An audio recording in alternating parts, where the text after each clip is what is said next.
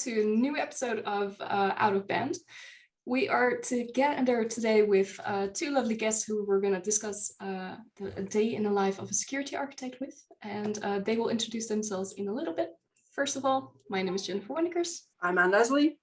And my name is Faith. And we're Out of Band. So, like I said, today we have two wonderful guests who want to share with us what actually it means to be a security architect. We have Daniela and Richard together with us today. Guys, do you want to introduce yourselves? Richard, let the gentleman start for once. Okay. Well, I'm Richard. I worked with almost all the ladies before as a security architect, and currently I'm working at a major company as a both security architect and security operational manager. I'm Daniela. For me, security architecture is a role. I work as a security architect, but most of my time I spend it in escalations, SOC escalations, and incident response. That's an interesting description, and we definitely want to know more about that later on. So, starting with the whole conversation, because we're doing this basically as a sort of series. In the past, we've also discussed a day in the life of an incident responder, a day in the life of a SOC analyst, a day in the life of a red teamer. And we have had some requests on what actually security architects do. And of course, we can discuss it, but it's way nicer to discuss it with people who actually do it in real life. So yeah, maybe let's start with the basics. What do you actually think that security architecture comprises of?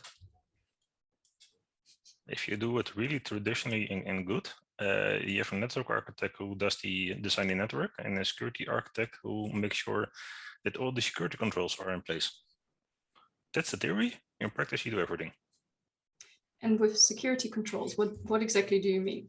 Like firewalls, like intrusion detection systems, like anti-malware solutions, like basically every security control you can think about, you need to implement somewhere or somehow in your design. And then also making sure that the person or group who's implementing it does a proper job.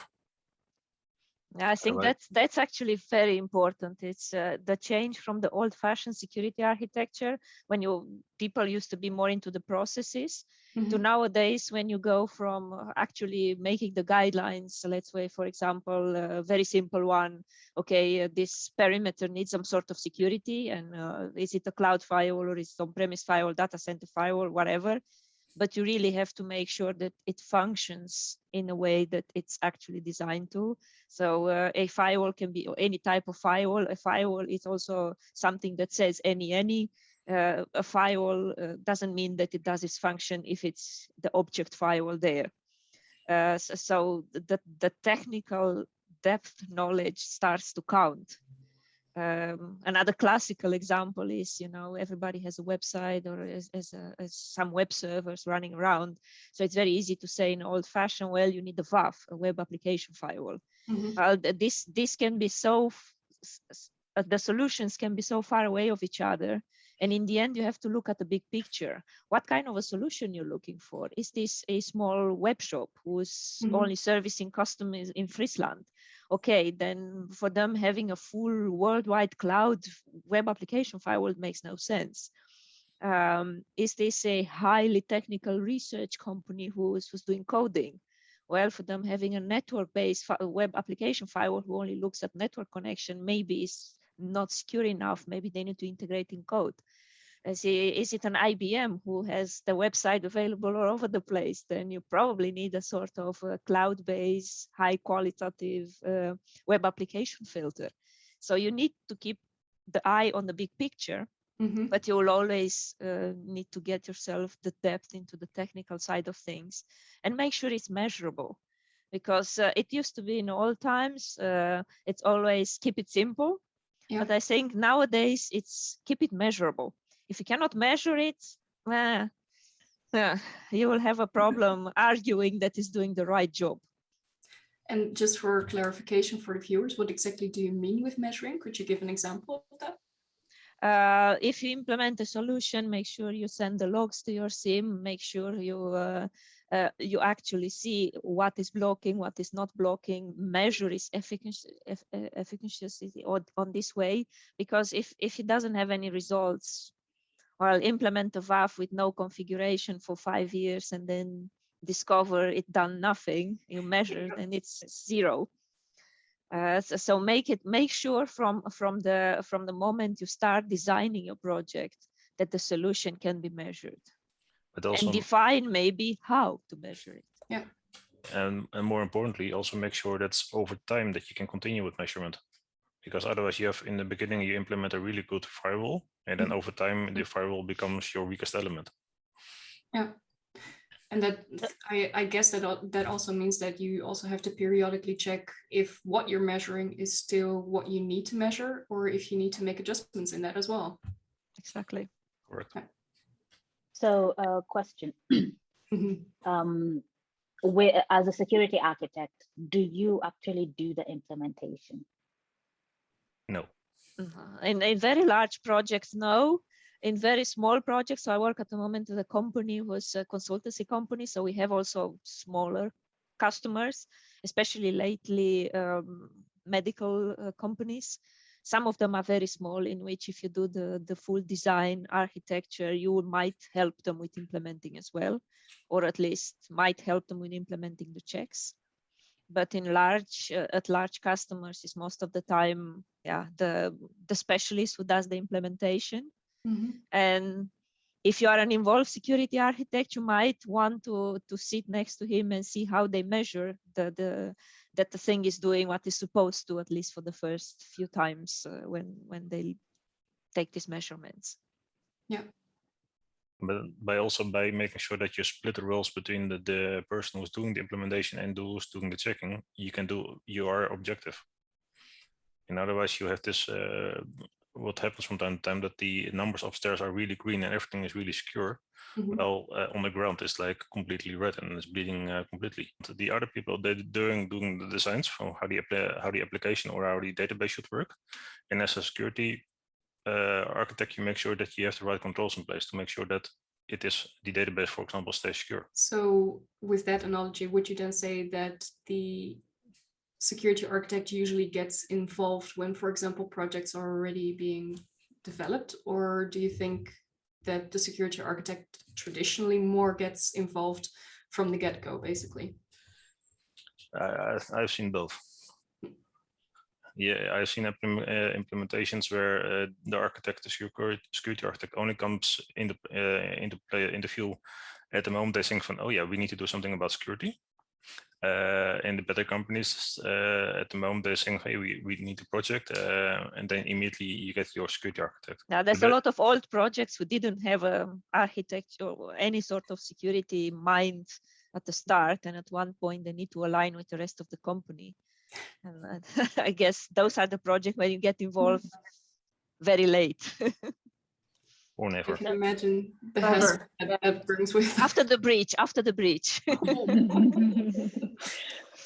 Going back to what you said, Daniela, that a security architect needs good knowledge, good technical knowledge to be able to design to architect the whole solution. Would you say, starting with Richard, would you say that a security architect role can be an entry role, or is it something that you would need years of experience before going into security architecture? I would say it's more a profession which you can do later in your life. It's by far not something for a junior, because it's way too complex and you need to have a really good background, both from a technical point of view, but also from a process point of view and social point of view, because from time to time you need to really say no to people from what you're doing is just illegal and insecure. And people will use their book of excuses to bypass you. And that's why you need to have your social skills also in place to counter that. What do you think, Danielle? Yeah, I think the same, that you have to basically have had at least some sort of technical experience in your past, because you will never have the technical experience in every field. But having experience, let's say you work in a SOC, let's say you manage the SOC, you were a project security consultant. If the 25th solution in security shows around, you are much more likely to understand what it means. Because sometimes people want to use very fancy solutions. Okay, you will want to understand what do they want to use it for? What's the big view of the architecture of the company? Does it fit in there? Does it do what you want it to do?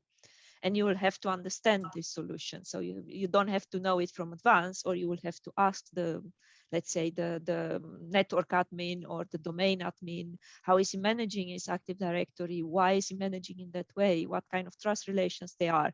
So you have to be able to understand that, even if you, let's say, didn't work with it 100%. And if you have experience, of course, the more experience you have in your background, the easier it gets to land yourself and understand a new thing in security.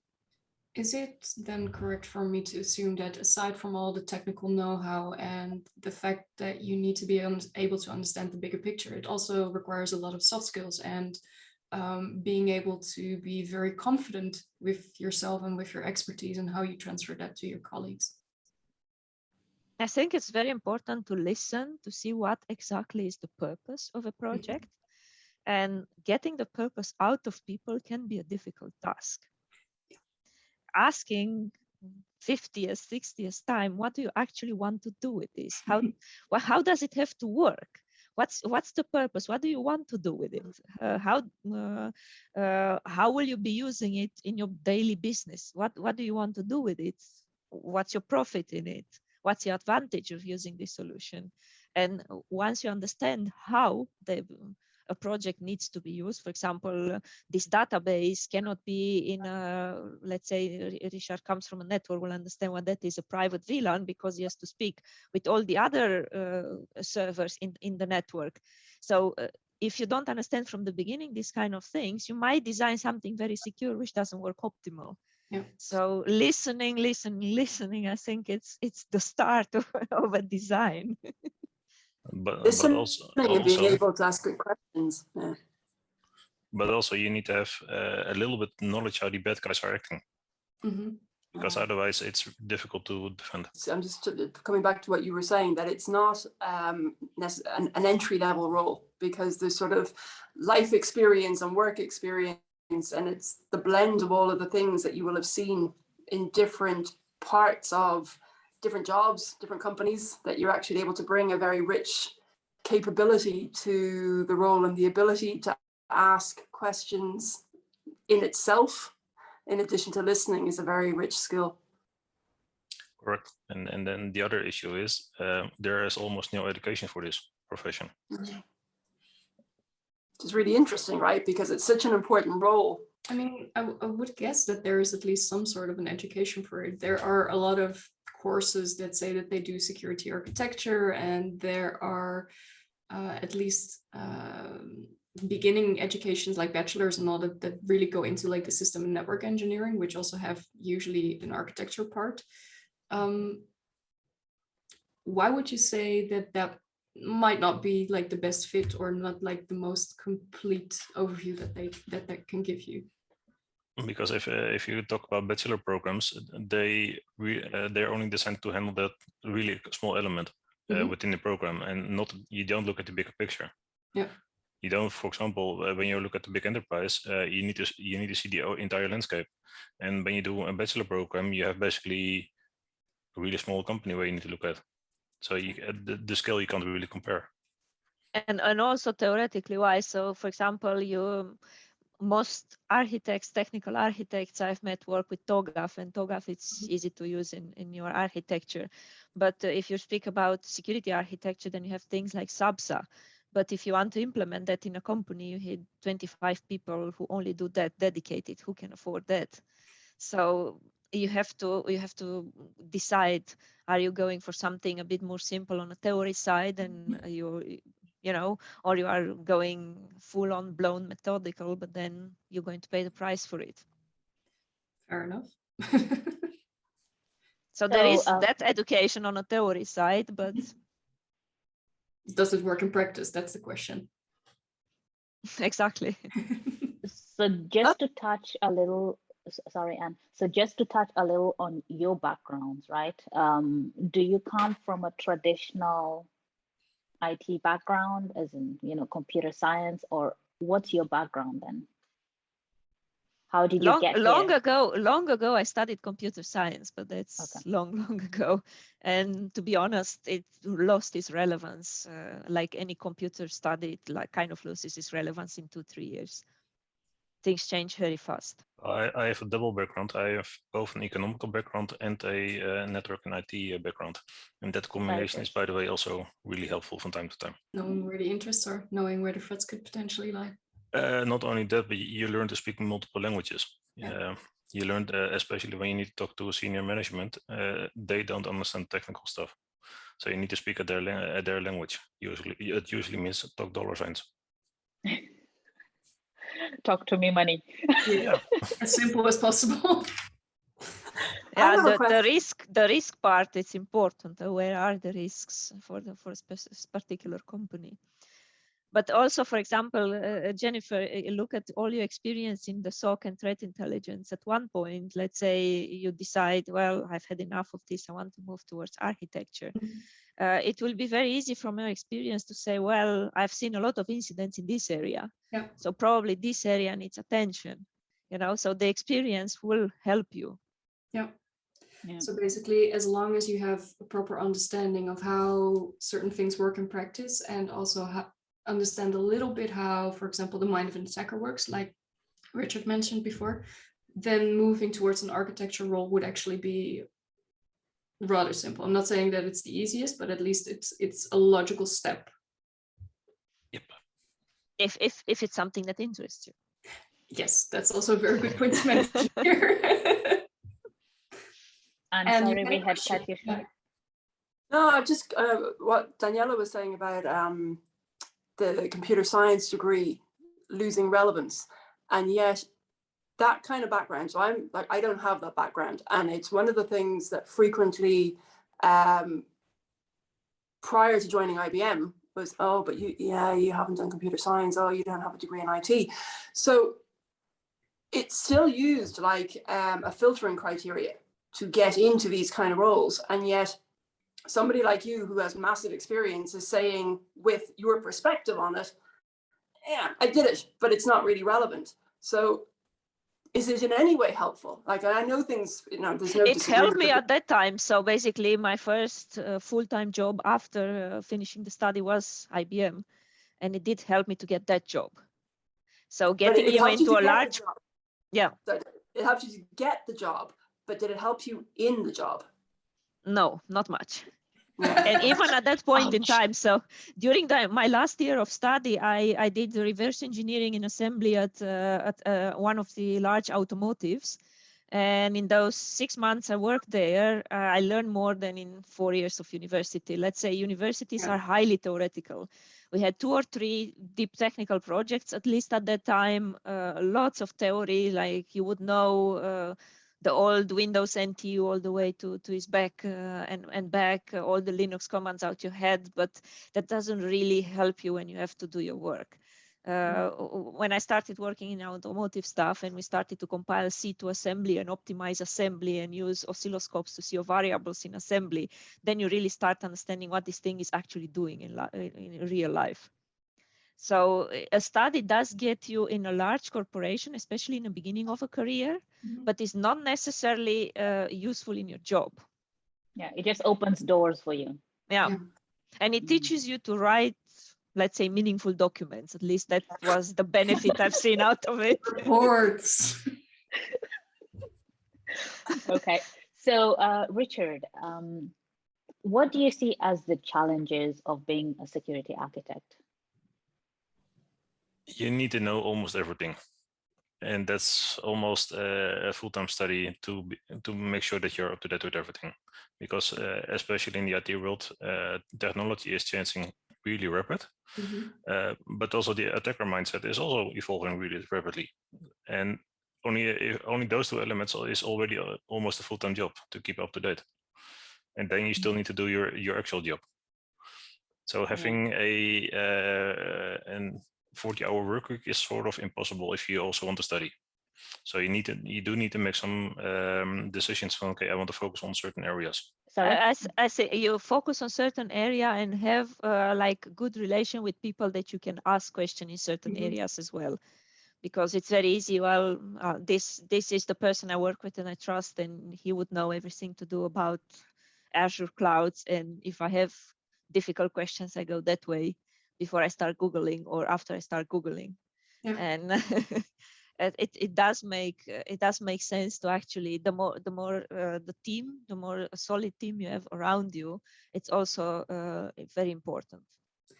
Does that actually mean that because some organizations, not all, but some organizations, and specifically the more smaller ones and the medium companies, they usually tend to have like one security architect, if any, or usually it's like a side job that is done by the network architect. Does that mean that you as security architect professionals would actually recommend to have at least 2, 3, maybe more security architects on board so that you actually can give a more cohesive overview of the areas? It's not necessarily how many security architects you have, but how many teams, people in a security team you have. Because in a security team, you might, it's very difficult to have the guy who knows and the Active Directory and AWS Cloud and Azure Cloud and networks and Linux installs. You might be the lucky person to find this unicorn, but most of the times it are different people. But if this team is solid, they can be the back collaborator of the architect, and that helps a lot of times. Yeah. Sparing ideas with somebody who's deep into the knowledge definitely helps you. But architecture is not something that you do without grasping the background of the technical involvement. Because if you know, it used to be the old Dutch saying, the cloud streepje cloud, so the cloud dot dash cloud, that the architect will just draw on 2 clouds and a line and say, well, that's it. I think that's no longer relevant. It was very confusing during education, though. You know, the whole stripe cloud is wrong because it's not redundant. It's only one line. You have to have a second line or like a curve or something. Or a cross, you know. Yeah, but then you have additional security requirements when you do a cross. Exactly. So bringing it back. And that's everybody already forgetting. It started with 2 clouds in one line, but then the complexity kicks in. And it can go really complex really fast. Yeah, you have things, for example, take Azure, when people connect with an express route, which it means it's your private network, it's nothing on the internet. And at the same instance, you can go via the internet, and then your developers has no idea who he gives access where. So this kind of solutions, and then you get involved, let's say, in the middle of the project, and you have to come up with a way to have an overview in the same way to secure it and measure it. And then you start breaking things. Yeah, and especially with cloud nowadays, it is security as code. And that makes it as for an architect also really difficult, because a developer can really write quickly code, okay, make firewall, do X, Y, Z and rules, and he's done. But that doesn't really mean it's safe. And it's for a architect really difficult to know that there's a new firewall in place, and B, that the firewall is secure. So how would you verify that then in such a case? Making sure that the developer cannot do everything, and B, you have a really thick layer of controls in place to validate everything. Yeah. Defense in depth and zero trust. For example. Controls. But for the other thing, what you can do is, that's talking about security architect, take a normal development street where you have your development test acceptance and all those things. And only when you pass your checks and balances, you can move to the next area. And only certain people are allowed to push the button for, hey, yep, you passed everything, so move on. Does that not slow business production? Not necessarily. It can, for example, I know that Facebook is doing such a model. They can really quickly deploy new application and new functionality. all these things should be automated, so it shouldn't necessarily slow it. But like Richard said, the most experienced team who's able, I mean, if you do a development, I mean, in most cases, if it's directly internet connected or risky development, you should at least do the 4i principle or 4i person plus tool. And this kind of tooling will keep you in control. Yeah. So going back to the challenges, right? How do you keep up? Because you have, as in, you need to know a lot. How do you keep up? Basically, forgets to sleep and read and study. Not a recommended advice. Just saying to the viewers, not a recommended advice. I would say also pick your battles. Some things. Understand the risk, and some things which have a low risk can be inventorized, but you will never be able to secure everything. But by also having a good business network around you, you hear stuff around you, what's happening. For example, when there's a major malware outbreak and you have your social lines active, you know it really quickly, and you can start defending already. And that's how you also can learn. So you don't have to learn all by yourself, as long as you have a good network around you. Yeah, well, and you speak about Intel, my private Intel feed it's mostly Twitter, and I am very fast in finding out stuff. That's true. But I guess that automatically that also means that you need to have a proper understanding as a business what your actual risk appetite is and what you're actually willing to put in place and not put in place, right? Yeah. When you start as a new security architect at the company, the first 6 months you only study the company, really understand, really get to know the company before you can make a good architectural design. And of course, not every business allows this because time is money. But there's also the security element into place, because if you don't know your company, you can't defend it and you can't make the right decisions. Yeah. Okay, I know, like, for example, in a SOC, there's some KPIs, right? How are you measured as a security architect? How are you measured? You do not measure the security architect, you measure the solutions you implement. Okay. Yeah, but measure / monitor / KPI for the security solutions you implement. But how do you know it's secure? Because you measure the KPI, the performance of these solutions. But what exactly would you put in, right? Because that's really interesting. I had a conversation with somebody yesterday, and it just seems to me that whoever manages to come up with a SOC reporting dashboard and KPIs for security, that they need to do two things: that the people doing the job get some kind of satisfaction out of doing the job, because there's so many people doing security right now that just think they're doing a pointless job because nobody appreciates them. And then you've got the executive saying, but we're spending all this money, where's the value? And MSSPs are struggling to provide any kind of reporting. So totally with you when you say we need to measure, but what are you measuring? Like, specifically, what are the things that you're measuring that people say, yeah, okay, there's a point to doing this?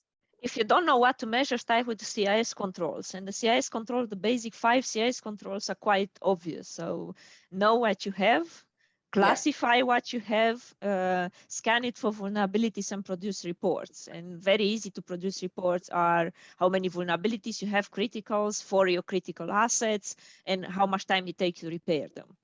And that's basically, that gives you a very basic idea, where are you as a company. If you have 5,000 critical vulnerabilities over 2,000 assets and you take a year to fix each, you have to concentrate there. You don't have to go further than that. Fix that first. Yeah. So it's also very important to know, where are you as a company? Are you a company who's very much under control, who's having a swift patching process, a swift team which analyze every vulnerability, looking at workarounds and looking if everything is safe. You have no reds into mean time to repairs, then you can go further and go into details. But if you are struggling with patching and with workarounds and knowing which your assets are, put your efforts in there. So that's one measurement step, I would say, a huge measurement step. Are you before that line in a basic control, or are you after that line? And well, once actually, sorry, I didn't mean to interrupt you, but just on that, right? I think one of the things that seems to be cropping up in the industry is that a lot of companies have outsourced the management of their infrastructure. Mhm. And when you have a third party managing your infrastructure, their incentive mechanisms are not necessarily aligned with the underlying customer's security outcomes. Mhm. So in terms of getting stuff done, which sounds really obvious and simple, identifying the critical assets, accelerating the time to repair, if you've got somebody else doing it, they don't necessarily care as much as you do about keeping things secure because they're measured on different things. Unless your contract is wrong. Then your Exactly. contract is wrong, and you have to look at Exactly. Yeah. That's Only- what you need to agree upon in your contract, in your SLAs, in everything that you agree with them.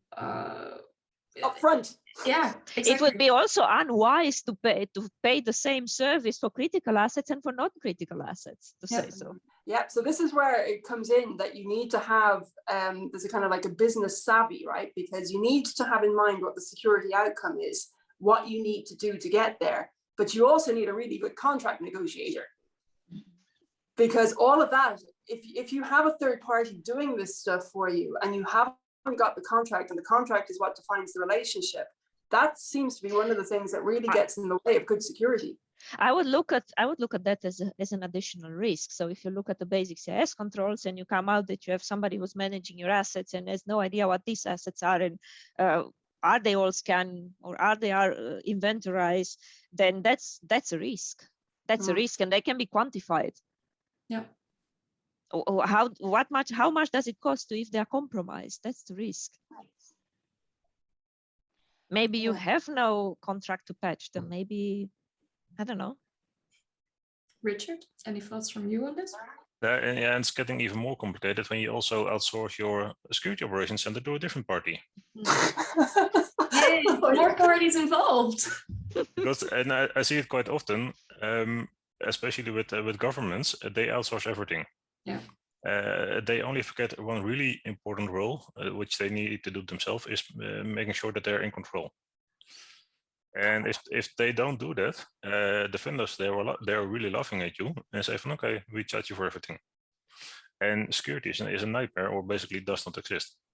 Because of course you get the blaming game from, yeah, I thought you are going to do that, now you are going to do this. And you need to have everything in place, but more importantly, as the person who's outsourcing everything, you need to be in control. Don't forget that you're the owner, and don't forget that you're the one who's actually eventually accountable if something happens. Yep. Yeah. And that multiple companies are really forgetting. Yeah, unfortunately. Because they think really simple from, it is cheaper to outsource it to a different company, or they have the knowledge. But they forget that you still need a body or multiple persons to make sure that the other parties are doing their job. Keep it centralized, keep an overview. Yeah, measure it, and measure it not by hand, but measure it by some automated tool, which can give you, let's say, an answer to the question, what's my security level now, not 5 minutes ago. But not only measure, because also make sure that you push for improvement. And you give a bonus to if a company improves. Yeah. Because then you get more value for your money, but more importantly, your own network is becoming more secure. I would even maybe go a little bit further and just start holding people also accountable if things go wrong, and then not necessarily with bad incentives, but more to make sure that they actually care about the stuff and care about keeping it secure and care about making sure that the organization stays safe. Bad incentive never works. I can tell you that much. No. Good incentives work. But people still need to be accountable, and that can be with good incentives. It depends. I mean, I've met a situation in the past when there was an outsourced SOC and they've had a breach, and the students who they were hiring on a Saturday evening watching logs going through the screen because there was no use cases were blamed for the breach. I would expect use cases, I would expect alerts, because watching millions of logs going through the screen and blaming the students watching it in a weekend, it's maybe not effective. Oh, yeah. So you can give them good incentive, but at that point in time, even good incentive don't work. No, so there needs to be a base. It's also different in the EU. The security officer is not legally responsible if there is a breach as person. Yeah, very true. And in the US, there are some cases that it is that way, which kind of brings up the topic again of, for example, cyber insurance. Because if you are liable, you damn sure want to have something in place that you're actually able to pay off in case something goes wrong. But yeah. Or you can just move to the EU. It is likely to change though, right? I think that there are moves to try and make, particularly in the UK. So if a CISO has a kind of company officer role or a directorship, I would be surprised if Europe stays a safe haven for much longer on that. Mm-hmm. It's just going to make that, they're already difficult positions to fill. You're kind of going, why would you want to put yourself on the hot seat? Because corporations just being what they are, somebody's always to blame, right? And even if it's a systemic failure, as humans, we love to go and pin the blame on one person, even if that person is blameless. So yeah, it's a big kind of question mark about the accountability and who bears the responsibility. The insurance thing, yeah. I mean, the problem is that people are kind of relying on insurance as a quick fix, and the insurers are getting wise to it. It's becoming an uninsurable risk, which in some ways it should be, right? Because people buying insurance because they, don't want to put in the hard labor. There was this meme on Twitter at some point, paying 5 million to have a security program for a company. No. Paying 50 millions after a ransomware. Yes. Yeah. Because that works. Because they promise they won't come back. Mm-hmm. Mm-hmm. Especially not after paying the ransom. Mm-hmm. Yeah. So I think also putting the risk on paper, documenting the risk is very important, especially like you have a redesign, you have a review of your projects in a while, then maybe the risk change. So that's also good for you to know. Maybe something improved or maybe something totally took a bad turn. So it offers you an overview of how things move in time. Yeah. Due to time. What would you recommend for those that aspire to be security architects? That was my question, yes. Study on both technical and social stuff and elements. And just sweet talk your way into the function. It's not difficult. But then you start as a junior and you work your way up. Stay curious about new things, stay curious about new developments you hear. Staying curious and trying stuff every now and then in a lab, it's definitely a good option. So still have that small technical part, hands-on. Honestly, I still enjoy mostly troubleshooting. That's why I'm getting myself part of the SOC escalation and incident response teams. It does have a certain thrill which I don't want to lose. Being in the fire, right? Putting it off. We do have customers that actually, so you come into in the middle of an incident, and I'm not speaking about ransomware. Security incidents can be of many sorts, and then you end up saying, well, you actually could do this in a much more in a better controlled way, and you start redesigning their solutions, and you end up as a security architect because you started in an incident. So both ways are possible. The right thing is to do actually after an incident to really look at your design, where is the design has failed, which control has failed you, and fix this in a structural way rather than applying the patch or the workaround which the person with the incident told you so. Basically looking during the lessons learned phase, like what went wrong, how can we improve, and how can we ensure that not the possibility will become not possible at all, but still that you diminish that possibility with a huge effort. Yeah, look at the idea of developing your own encryption. You can fix it, that it's after a breach, that it's secure, and that breach won't happen again. Yeah. But actually, if somebody with a bit of experience in architecture way would come and tell you, look, this, if you want to fix it right, use a well-tested, well-proven solution, and don't ever develop your own encryption. That would be the difference between fixing, patching, and a design overview. Yeah. So, Danielle and Richard, last words before we wrap up? Be curious. 100% agree. Thank you very much for joining us. It was really interesting and a very interesting conversation to have. And we would like to have you back whenever you want. And with that, goodbye. Thanks all. Ciao, ciao. Goodbye. Bye.